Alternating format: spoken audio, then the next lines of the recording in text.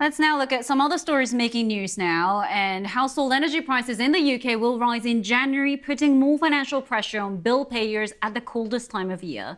Energy regulator Ofgem said the typical annual household bill would go up by £94 or about 5%.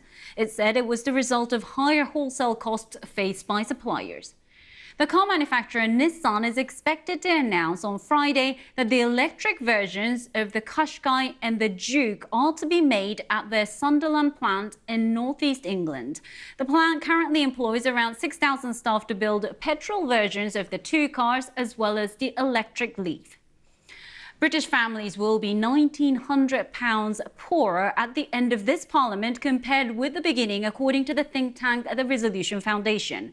It said this government would set a grim new record for living standards going down. But Chancellor Jeremy Hunt said the tax cuts announced in the autumn statement would put more money in people's pockets. You're live with BBC News. Now, figures from the Office of National Statistics show that net migration to the UK has hit an all-time high.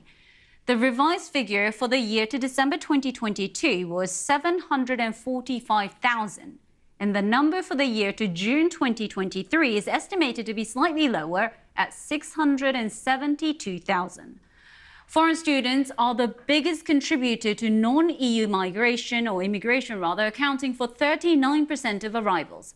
Let's stay in the UK because Metropolitan Police officers have seized a record 150,000 tablets of the synthetic opioid nitazeene. It says the tablets were found in a makeshift factory and are probably being sold on the dark web. Nitazeene emerged as a problem in the UK earlier this year.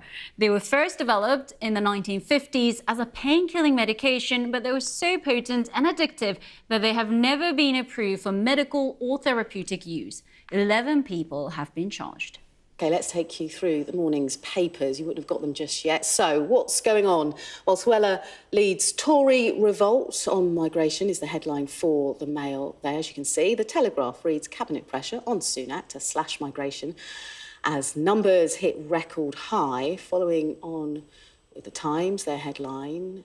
Of course, following suit here, migration figures pile pressure on Prime Minister to act. The Eye leads with an exclusive on the Cabinet's battle on migration care workers as net migration hits record highs. The Express covering this too as Suella Braverman continues her fight against migration, dubbing current numbers a slap in the face. What about the FT? Well, they say Sunak under pressure at net migration reaches record high. Something slightly different on The Guardian, actually. It's an exclusive from them. They're saying how the King secretly profits from dead people's assets. And make it stop, says the Mirror, while listing a number of issues facing the Prime Minister, Rishi Sunak. Winches from death. Now, the Metro leads with that amazing rescue of the builder who was stuck on top of a 16-storey office block in Reading after a huge fire broke out. That was extraordinary, wasn't it? And The Sun, what are they leading with?